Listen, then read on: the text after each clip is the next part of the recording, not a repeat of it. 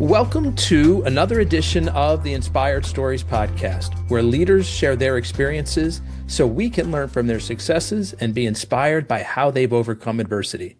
My name is Anthony Codispoti, and today's guest is Jay Solomon, President and CEO of Aviva Senior Life. They are Sarasota's only single-site, not-for-profit rental community offering a full continuum of care for older adults. The organization is committed to helping seniors live extraordinary lives by focusing on wellness, life-enriching activities, and strong social engagement, guided by Jewish values. With over 40 years of senior living experience, Jay has been with Aviva for 8 years, guiding the organization with a steadfast commitment to enhancing the well-being of every resident. Under his leadership, Aviva has cultivated a vibrant culture and received recognition for its innovative care programs.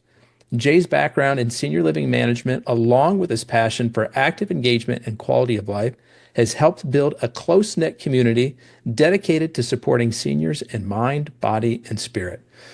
I'm excited for you to hear his journey, the lessons he's learned, and how he continues to adapt in a changing healthcare landscape. Now, before we get into the good stuff, today's episode is brought to you by my company, Add Back Benefits Agency, where we offer very specific and unique employee benefits that are both great for your team and fiscally optimized for your bottom line. One recent client was able to add over $900 per employee per year in extra cash flow by implementing one of our innovative programs. Results vary for each company, and some organizations may not be eligible. To find out if your company qualifies, contact us today at addbackbenefitsagency.com. All right, now back to our guest today. Jay Solomon, leader of Aviva Senior Life. I appreciate you making the time to share your story today. Thank you, Anthony. I really look forward to spending the time with you today. All right, well, let's just jump in. Jay, how did you get your start in this profession? What first drew you to this? My story is a little bit different because I started truly at the age of 10. My dad was the executive vice president of a not-for-profit senior living nursing home in Somerset, New Jersey. And when he got there in 1972, there was nothing more than a hole in the ground. And so there were many times on the weekend where I would actually go with him to the construction site to walk it, see what was going on, and to learn more and more about how this building was going to come about. And from that point on, there was always dinner conversation. My sister, who's 5 years older than me, also caught the bug, so to speak, and she became a speech therapist. Mhm. So I guess you could say that, my dad really taught us the value and the importance of caring for people. And so, when I went into high school, I knew that I wanted to be in healthcare administration. But when I went on to college, healthcare administration was a foreign topic. Nobody even knew what healthcare administration was. And actually, when I went to college, my degree is actually in health education and public administration, because it was the only way to mix both the understanding of healthcare needs and governmental. And then when I went on to graduate school, it was the other way around. I got a degree in public administration specializing in healthcare. And so that's different today. Today, you can get a degree that's more focused on this area? 100%. There are Okay. numerous academic institutions that offer both bachelor's and master's degrees in healthcare administration. From a master's degree, there's a master's in healthcare administration, there's a master's in public health administration. So there is numerous ways now to actually get the formal degree in understanding all of the various aspects of healthcare, not just senior living, but hospitals in terms of acute care, understanding the ever-changing insurance world, which sounds like you're an expert in that. We may have to talk about that later. But, at this point, young people can truly enter into the world of healthcare administration. Okay, so back in your day when you were going to get your college education, you had to kind of cobble together the degrees to prep you for the field that you wanted to enter into. And then as you're graduating, as you're getting your master's degree, what did the job landscape look like? Where did you go first? Again, a little bit different. When I finished my undergraduate degree, I actually sat for my New Jersey nursing home administrator's license. And so then when I went to graduate school, they actually waived the internship and the practicum because I had this license. But I felt very strongly at that point, and we're talking about 1985, that it was the beginning of people talking about diversification of hospitals, diversification of healthcare. And so I decided that I wanted to learn more about hospitals and acute care. So I actually went and did what they call a administrative residency at a hospital in New Jersey. And it gave me the opportunity to learn the inside outside of a major hospital. And it gave me the opportunity to branch out from senior living to understanding at that point was relatively new. Um, Outpatient services that were not on a campus of a hospital. For example, opening up a renal dialysis center. Or today we have these medical arts buildings, and I had the opportunity to design and implement a new medical arts building. Or, we were talking in that period of time about addiction recovery. And at that point, there was a great deal of discussion about eating disorders. And I was able to take a small pediatric unit, a piece of it, and create it into an eating disorders unit. So I got to really open up my experience beyond senior living and be able to then, in my career, later on in my career, actually work for acute care healthcare systems in their diversification of their business models. And so diversification means being able to sort of tailor your care to some of these individual need groups. For example, like the eating disorder clinic that you were able to spearhead. Absolutely. When you talk about diversification in today's day and age, you talk about healthcare systems that employ physicians or healthcare that have freestanding dialysis centers, freestanding outpatient rehab centers. Um, you name it in today's day and age. If you look at most hospitals, they are part of a larger organization, whether it's through a loose affiliation or now a straightforward ownership. And even, in 1990 something, I had in my portfolio of administration one of the first urgent care centers, which in those Hmm. days we called them dock in the boxes. And the one that I was lucky enough to work with was literally right next door to a McDonald's. So it was truly a dock in the box. That's funny. Um, okay, before we get further along with sort of your career trajectory in healthcare management, I want to actually hit the rewind button because I understand that there was something pretty formative that happened when you were just 8 years old. What was that, Jay? Anthony, thanks for bringing it up. At 8 years old, I was diagnosed with a disease called retinitis pigmentosa, which is still considered a orphan disease throughout the United States and the world, and there's no cure for the disease. And the disease, unfortunately, causes the retinas in your eyes to literally dissipate, where normally, a cell dies, another cell replaces it. In RP, that doesn't happen. So at 8 years old, how do you explain to a child what this is all about? And my parents decided that they were going to treat me just like anybody else.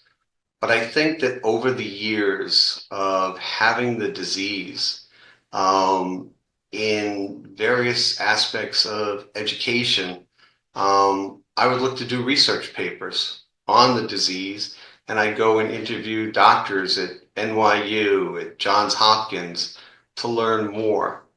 And, there was a big question always, was that considered a handicap because of my eyesight and knowing that at some point my eyesight would truly dissipate?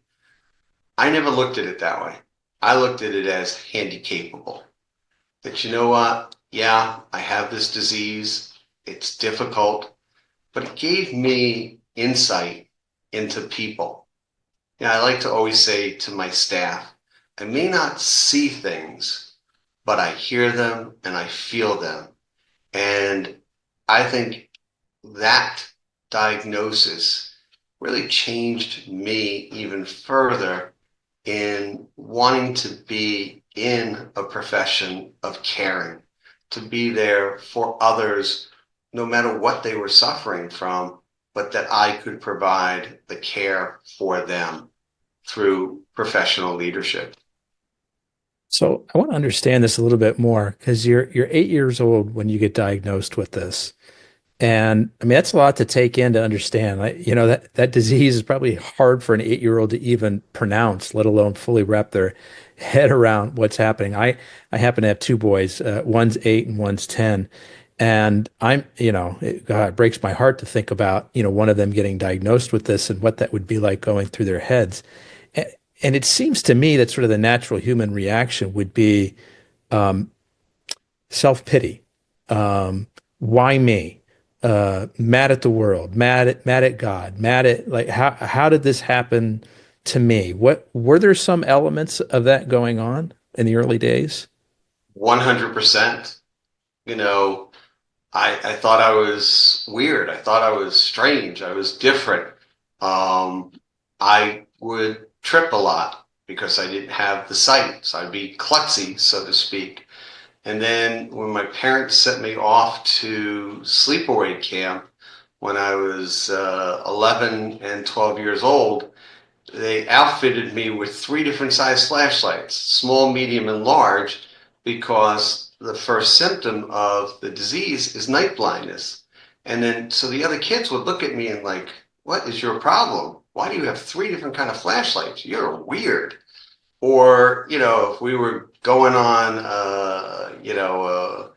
a hike or something like that, a snipe hunt, and, I would have problems. I would be tripping.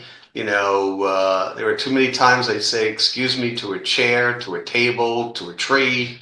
But what I found, and I still find this now at 63, that when I'm honest and open with people and I explain that I don't have the sight and can you help me, they're wonderful. There are wonderful people out there that, what, you shouldn't be embarrassed. You should be able to tell it like it is. And I think when you do that, people respect you because you're being honest and you're sharing true emotions. I mean, as you said, you have an 8-year-old and a 10-year-old. Imagine when that 10-year-old is heading towards one of the most important days of any teenager's life, getting their driver's license, and being told by your parents, we're going to let you get your driver's license. We're going to experiment with this. But if you play around and you drive at night, that's getting yanked. Now try to teach a 17-year-old boy, well, how do I ask a girl out for a date? Oh, I got to ask her to drive. Or let's do a double date so my friend can drive. So these are things that you don't think about until you're living them. But again, I found being honest and sharing my emotions. Yeah, there were people that were not so nice. Later on in my life, as my sight got worse, I am sure that there were employers that decided that they didn't want to hire me because they were afraid of what my sight could or could not do in a leadership position. When do you think, if you can remember back, when did you feel like you finally got comfortable with this new reality? Wow. That's a really tough question because there are days still that, Mm. I question the reality. Um, because, I'd love to be independent and be able to, drive myself to work, drive myself to outside meetings. So, but I think the true sense of it was in college. The Retinitis Pigmentosa Foundation started a program called YAP, the Young Adult Program.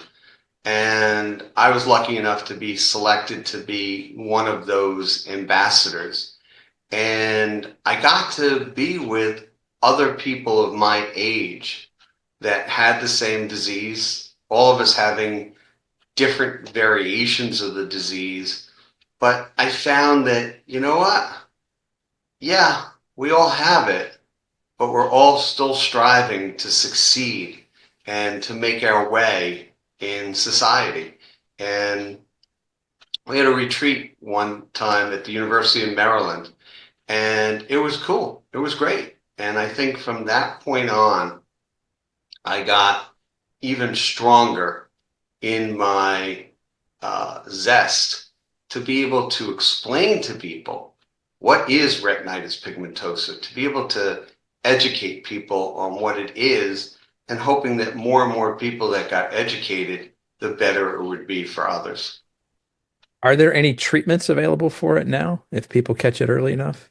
No, Mm. unfortunately, there are no treatments for the disease. There's been a lot of experimental treatments that I've actually been the guinea pig. About 20 years ago, 15 to 20 years ago, I actually got a computer chip implanted in my right retina. And it was under the theory that if you could provide some electrical stimulation, the cells would grow or the cells would not die. And so I was one of 19 people in the world to have this experimental treatment.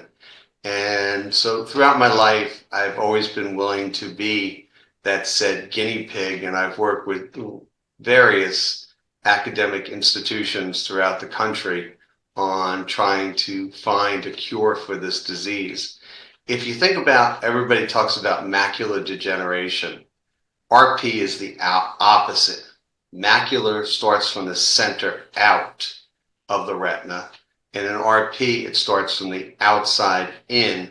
So there's been a lot of thought that with macular degeneration and the treatments for that, could there be something that could relate to RP as well? But not currently. No, sir. So I want to explore your preferred term of handy capable a bit, Jay. I think about a really good friend of mine who is dyslexic and undiagnosed, when he was a kid, didn't have any idea until he got much older.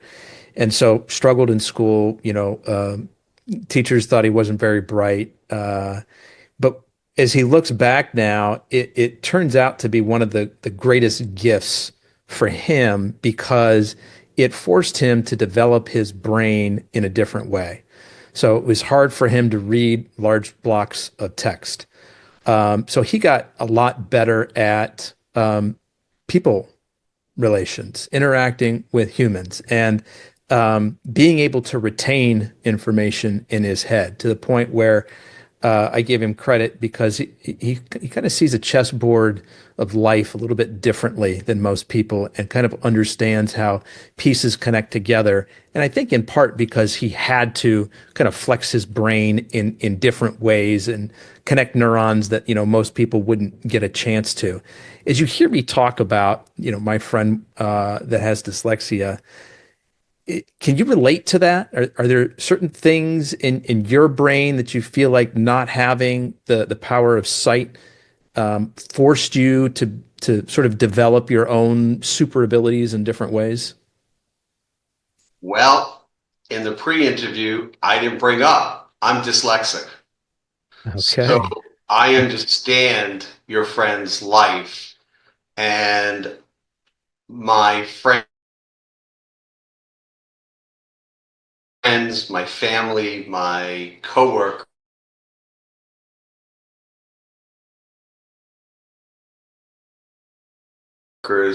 will tell you and that I can recite things back to people. And as a executive, I do a lot of public speaking with no notes whatsoever. It's always what I put together in my head, like your friend you discussed.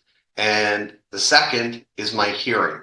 And my hearing spooks the heck out of people because they can be significantly away from me and I can tell them what they just said.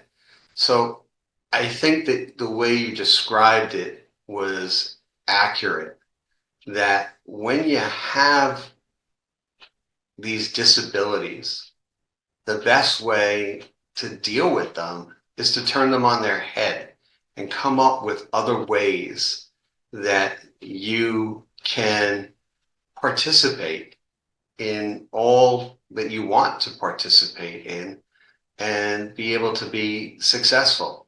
And you said about your friend looking at a chessboard. You know, there's not a day that goes by that somebody will say, "Oh, he's got such a memory." And you talked about your friend in school. I had tutors my whole life for math, but somewhere, somehow, my brain now has adjusted that my finance department will look at me if we're in a meeting before they start using their phone to calculate it and say, "Okay, Jay, what's the number?" And as a kid, I stunk at math. It was an embarrassment about math. But somewhere along the line, my brain did that training that you talked about. And now I can do numbers in my head faster than they can type them in.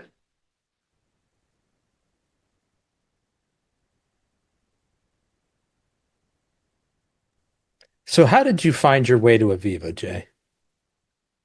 Um, I had been working for a mid-size hospital, a community hospital healthcare system.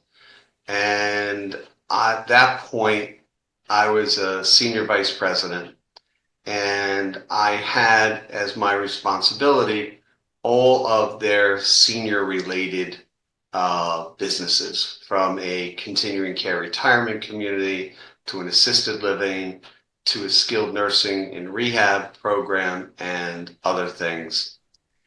And like I talked earlier about the diversity and what's happened in healthcare, I knew that that healthcare system I was working for was the guppy, and the sharks were circling about, gobbling up another one. I'd also decided that I wanted to break away from bureaucracy, and I wanted the opportunity to come to a not-for-profit, if it was all possible, a Jewish-based organization, because Judaism has been such a big part of my life. And sure enough, there was an ad for Aviva. Uh, and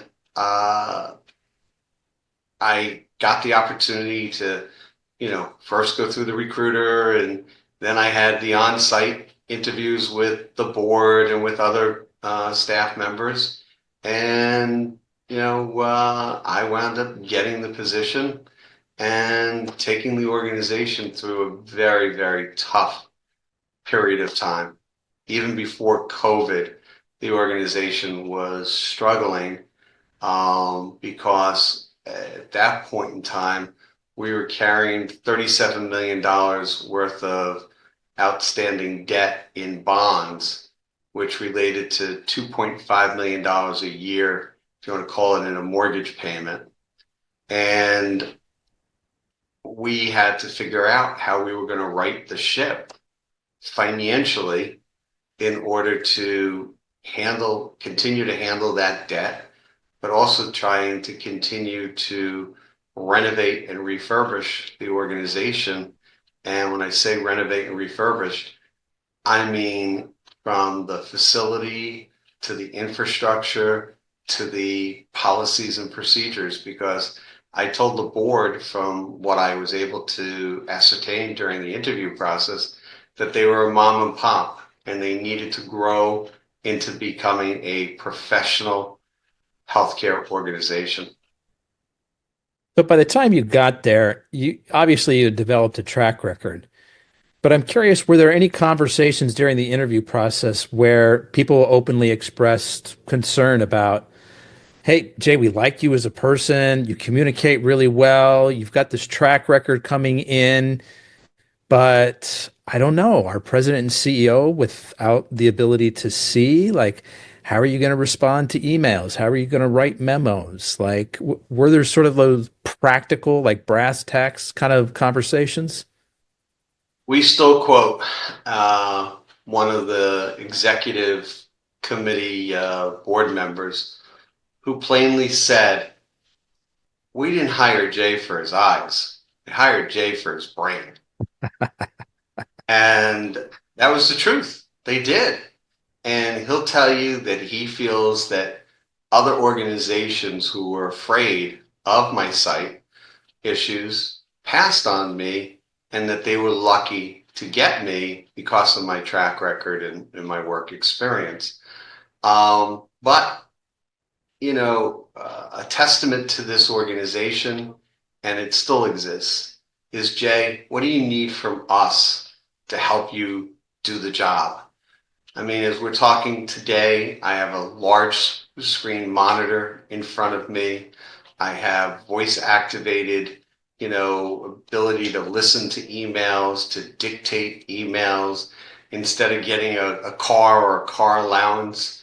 The organization takes care of making sure that I have a driver taking me to and from work, or if I have offsite meetings, they do that as well.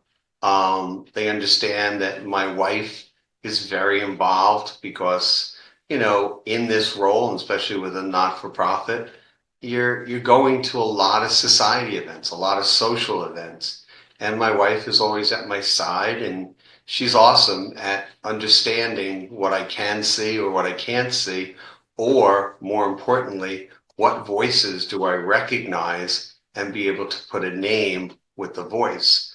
And this organization, we have, a new chair every 2 years, and our news chair took over in July.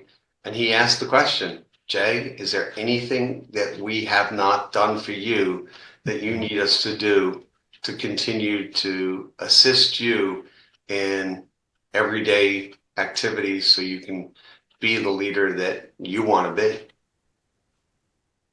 So give us a little bit more of a peek into the brains that Aviva got that they were so excited to hire you for. I mean, you talked about the difficult situation that you stepped into with the large debt and the need to, these renovations to keep everything up to date. How did you net? Like, what were some of the practical steps that you took to kind of work the organization through all this?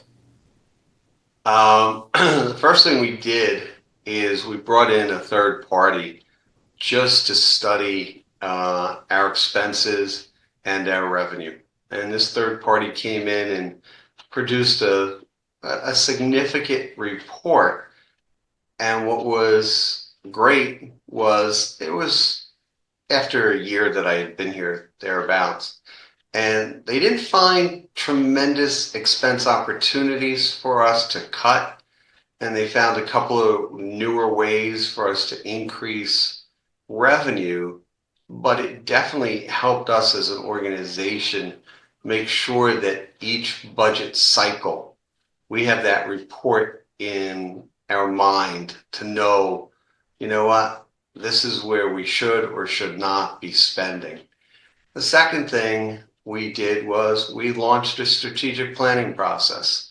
And this process was made up of board members and senior leadership. And we were lucky enough to find a retired individual in Sarasota that was willing to facilitate the process. And it was a 6-month process. And, in that plan, we talked about the future. We talked about, government reimbursement getting smaller every day. We talked about staffing challenges. We talked about regulatory challenges. We talked about that where we are in Sarasota, there is huge competition for senior living. And we completed that plan. We brought it to the full board. It was then adopted. And then on a quarterly basis, the updates were brought back to the board. The senior leadership team were assigned to initiatives. And, they had to report back to myself and ultimately to the planning committee and to the board of what we were accomplishing. And in that plan, we talked about revenue enhancement. And when I first got here, our skilled nursing unit, which is 45 beds, we're only running 2 to 3 short-term subacute patients that were coming from the hospital that would need rehab care before they got home of, let's say 25 days, and they were on Medicare Part A. Well, in my prior lives, 2 or 3 patients was not gonna cut it. And today, that 45-bed unit is 50% long-term care and 50% short-term care, because we were able to teach the staff of the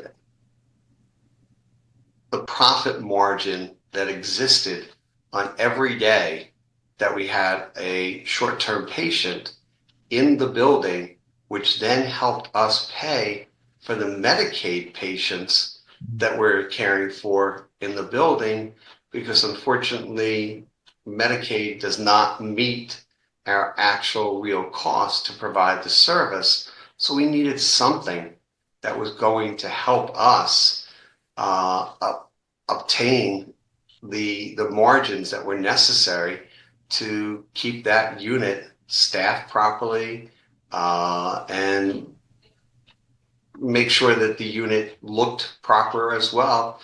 And, ultimately, when I got here in 2017, that nursing home unit in 2016 went through a CMS, Center for Medicare and Medicaid survey, and they got 14 deficiencies. That's horrific.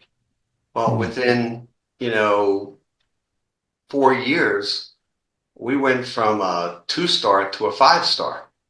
And that was all part of changing the image of this organization to the public. And when I say the public, the hospitals and the physicians as well. So one of those specific examples that you mentioned there, being able to go from, only having 2 or 3 of those beds out of, 45 or 50 occupied at a time, to now 50% is short-term, 50% is long-term. It sounds like there was an education process that took place there with the staff, where you're sort of coaching them, training them to think about them in terms of, when I hear you tell that story, like in terms of like hotel room nights, it's expiring inventory, right? Like, Yes. this room is available for tonight. If we don't rent it for something tonight, it goes unused, it goes burned, we throw it away.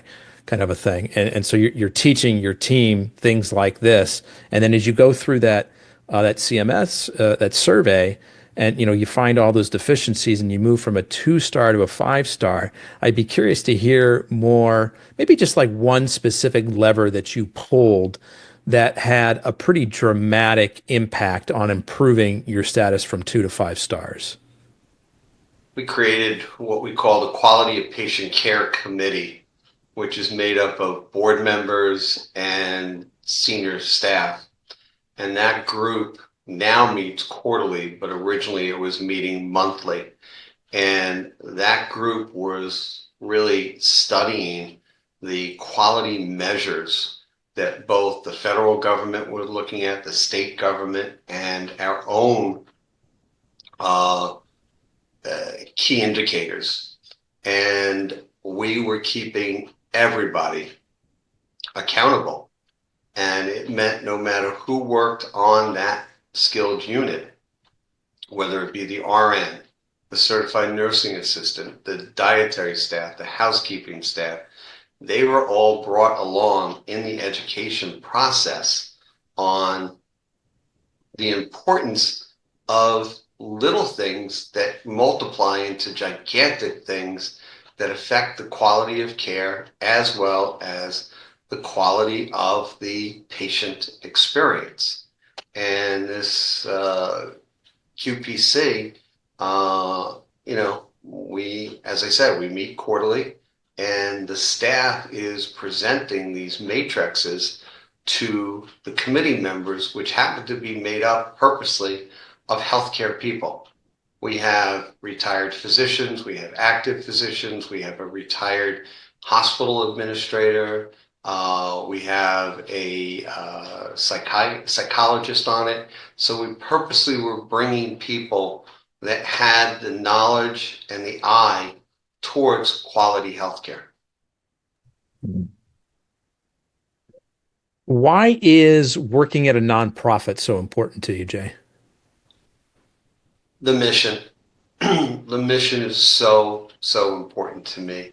It's important to me that if we get an application for somebody to come into our skilled nursing home or our assisted living, that we look at their financial status, but we need to be able to look at their clinical needs and their family's needs and be able to say, yes, we can take that person in. Maybe it's not at the full rate, but you know what? You were saying about a hotel. I once had a COO that I reported to that always used to like to say a half a loaf is better than no loaf. And so I believe that as an organization, we're here to serve. We're here to give back. And one of the programs that we have that was started way before I got here that is just so, so important. The founders 30 years ago called it Keep the Dream Alive. And what it really was all about was providing a benevolent fund that if a resident in independent living or assisted living outlived their resources, that they would not be asked to leave the campus, and that we go out to the community and we fundraise for that benevolent care program. So that way, when that resident comes to myself or our director of finance and says, hey, I see my resources are running down. What can I do? What are we going to do? And we have not turned anybody away. We have not asked anybody to leave because they could not afford. At the same token, I understand that we have to make a bottom line. And that bottom line is made from operations revenue and it's made from donor revenue.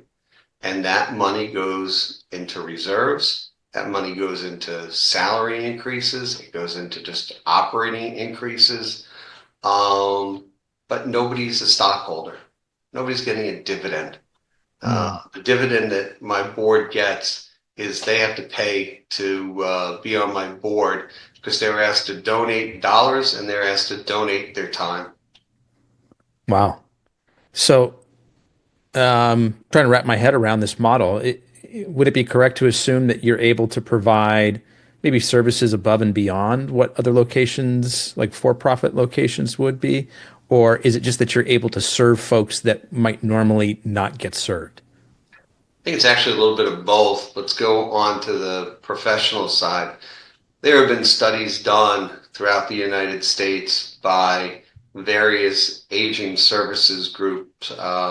One of the biggest ones was done by Leading Age, which is the largest senior living professional group in the country. And they compared surveys of for-profit nursing homes versus nonprofit nursing homes.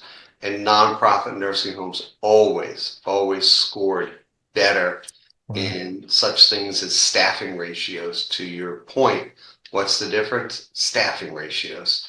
We're not staffing to the minimum standards. We're staffing above that because we believe by doing that, that's quality.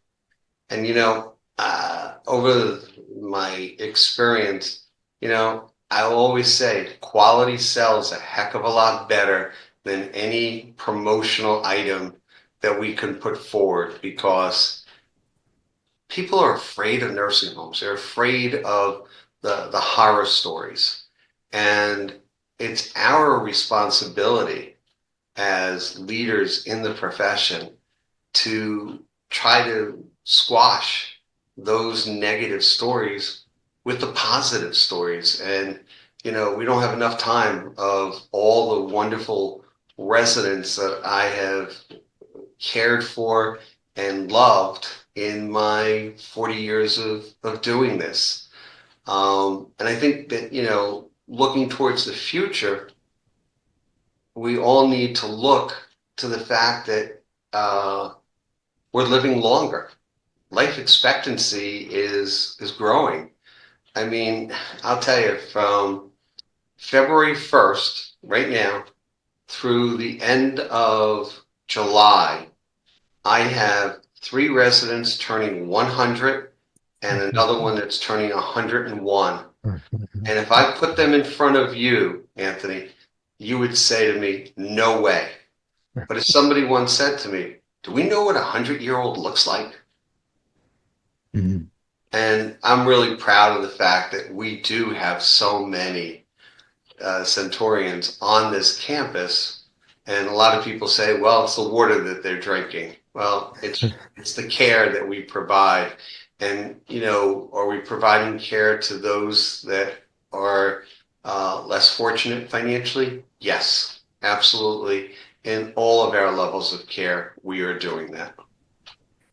I want to shift gears for a moment, Jay, and I want to talk about your Jewish faith. I know that it's very important to you now, and I want to talk more about sort of present day, but I want to go back to when you were 8, 9, 10 years old, first with the diagnosis.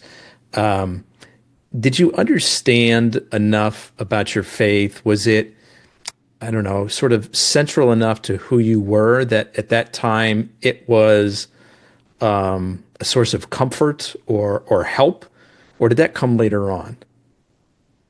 I think when I was first diagnosed, I didn't really look at it as why me in terms of why God did you choose to do this to me? What did I do wrong? I didn't think about it at that point in my life. Later on in my life, when there were depressing moments, or if my sight, when I would go to the ophthalmologist, it was always like, oh, please don't let this be the appointment that we see, further Mm. fall off. So I think that, in the early days, I was very, very involved in Jewish youth programs, traveling across the United States with a teen tour, going to Israel with the same program. And it goes back to something I said earlier. On those programs, I made friends that understood what my deficits were, and they helped me. They assisted me, if we were doing nighttime traveling or something like that. I think it was later on, probably more in my 20s, where I was questioning, why me? Why did this happen to me? And, I looked around and nobody else had this.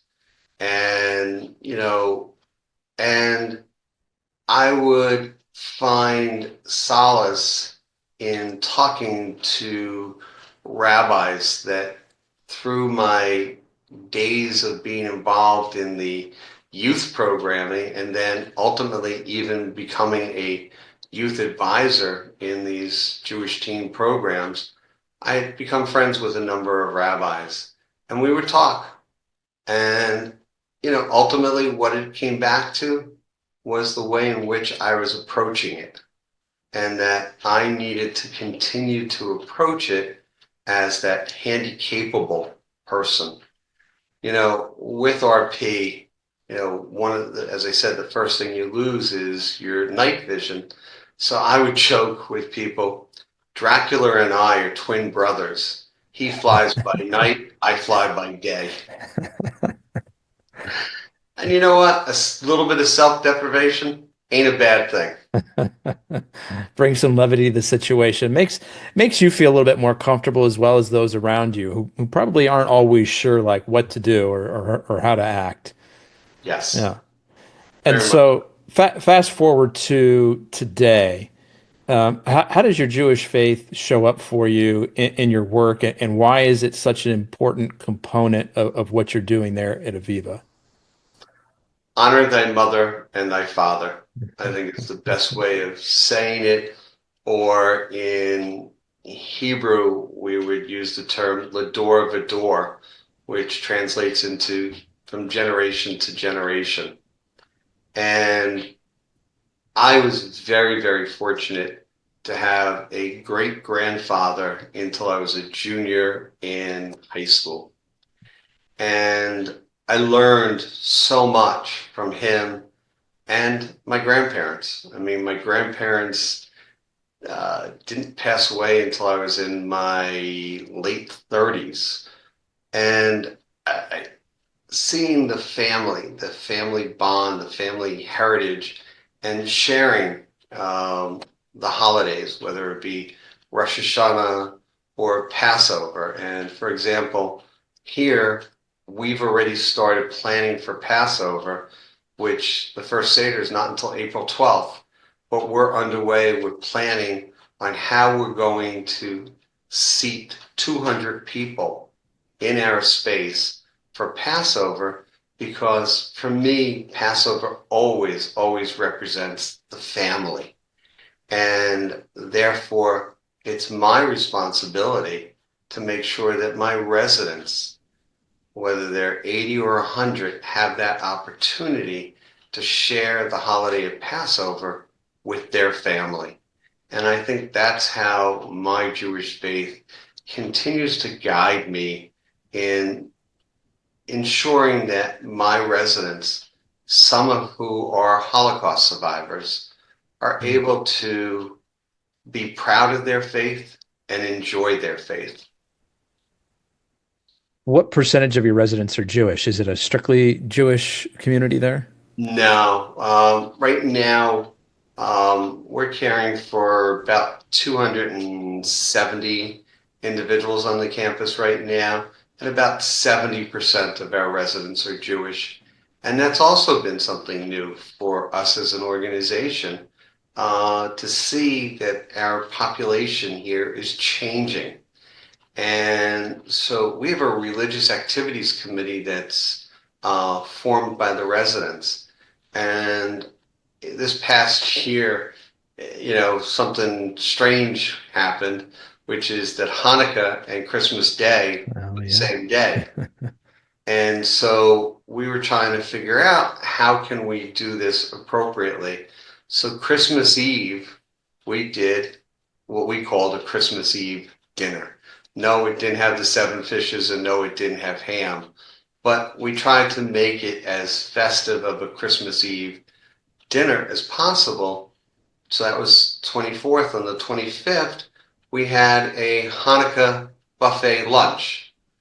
So that way we felt that we were recognizing everybody on this campus. We have a resident in independent living who's retired clergy, and so she led a Christmas Eve Mass. She'll be leading a Good Friday Mass and an Easter Sunday Mass. And those Masses are taking place inside our chapel. And that chapel was designed as a temple. It has the Holy Ark, it has the Torah, but it's being used for everybody. And I believe that continues to be the belief in faith, believe in religion. I love that. And Jay, you talk a lot about extraordinary lives for seniors. What does that actually look like in practice, and how do you foster that kind of an environment at Aviva? You know, it's interesting. When I had my first administrative ship, I was 26. It was 1988, and I was a madman. I would walk up and down the halls, and I would want to know, why aren't the residents out of their rooms and activities?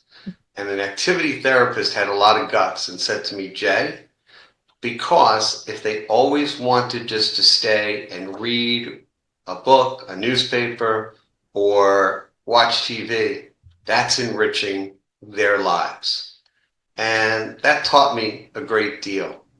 And what I'm so proud of here is something we call Aviva University. And it's got multiple pillars. One of the things about the Sarasota community is it's known for its arts, culture, and entertainment. And the residents here said to me, Jay, we can do the same thing inside this campus as we do when we go out. So we offer a classical music series that today had a classical violinist, and there was 136 attendees at it, both our residents and people from the community. We are very fortunate that in Sarasota we have an aquarium, the Moat Aquarium. Well, they are rebuilding the aquarium about a mile and a half from our front door. So they're co-hosting with us an environmental series for the second year. We have an authors series where we look to find authors that are, that live in our surrounding areas, and they come in. We have a health series. We have a health and wellness program where we have a certified trainer who does, you name it, the type of exercises, from chair exercises to the specific fitness center that we have, that the weights are not the weights that you and I think about, the solid weights. These are compression weights, and you're able to slip what looks like a credit card into the machine that has a memory of what was, if you want to call it, the pressure, the air pressure that you were lifting. And we have somebody that just teaches the residents that, but he also is all over our campus working at all levels of care, trying to get the residents to, if you want to say, be more limber and enjoy exercise and so forth. So, for me, an enriched life for the resident is the lesson I learned in 1988, that we have to understand that each resident is an individual with likes and dislikes. The challenge is for us to be able to understand what that translates into for an everyday life. Many people compare our independent living to being on a cruise ship, because there's always something going on this campus. And that to me means that as an individual, I can pick and choose. I can choose to do none of them. I can pick and choose to be busy every hour. And that to me is really what senior life enrichment's all about. So, to be able to provide such an incredible environment for your residents, all these programs and the care that they need, you've obviously got to have a great team behind you. What's your philosophy? What's your approach to attracting and retaining good team members? That's probably the toughest issue today in the general workforce and absolutely in our workforce. Um, this morning, we happened to have an orientation class of 15 new hires from all aspects of our community. And I always start off my talk by asking them why.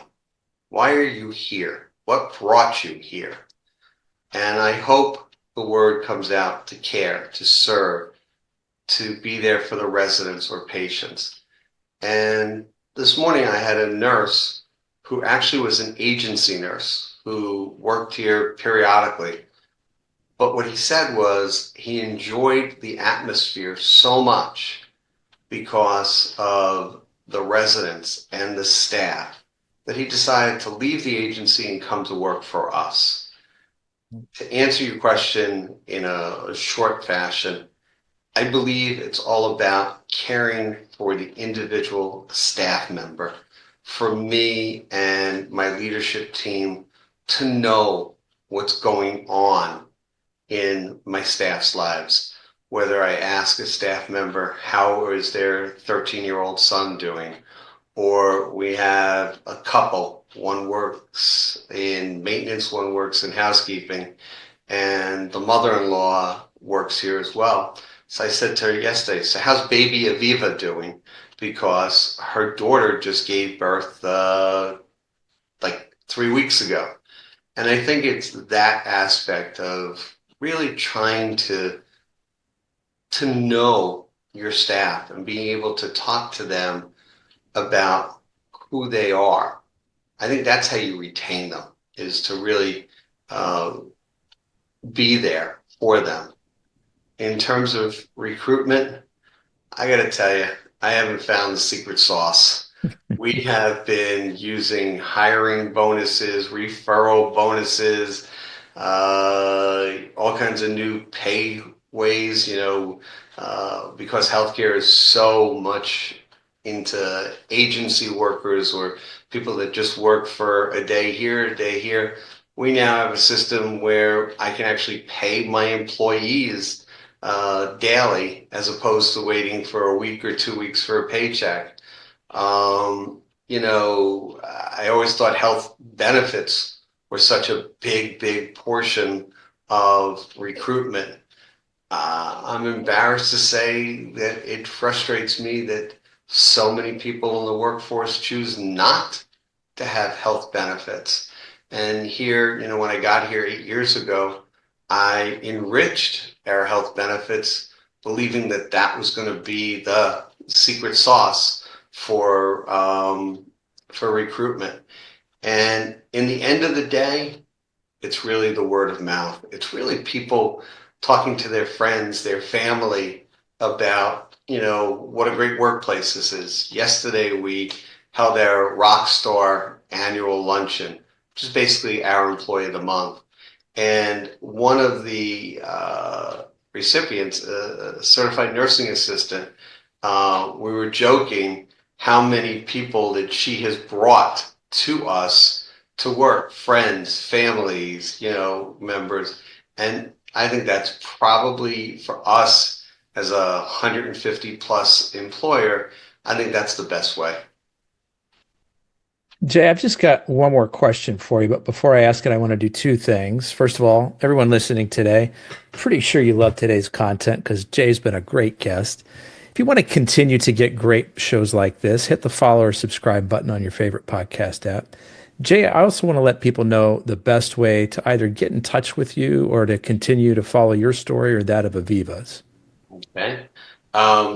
We are on Facebook as Viva Senior Living, so please feel free to friend us and you'll be able to see what's going on here almost on a daily basis. We try to post on a real regular basis. There's also, of course, our website, which is, Aviva seniorliving.org, not com.org. And then, if people want, they can email me directly. It's initial J, SOLOMON at avivaseniorliving.org. Great. Thanks for that, Jay. Last question for you. As you look to the future, what are some of the changes in your industry that you're most excited to watch unfold? I think that one of the biggest things is the change of the age of the demographic that we're caring for. We were joking that the days of the Glenn Miller band are gone, and we better get our blue suede shoes on because our residents are now of the rock era, and therefore it means that we have to change how we think. And it may sound crazy just by using the music as the analogy, but those individuals that grew up in that period of time, in the 50s and the 60s, they experienced a different society, and they have different wants and different needs. And for me, that's exciting because it means for us, we have to shift. We have to, as they like to say, change the paradigm.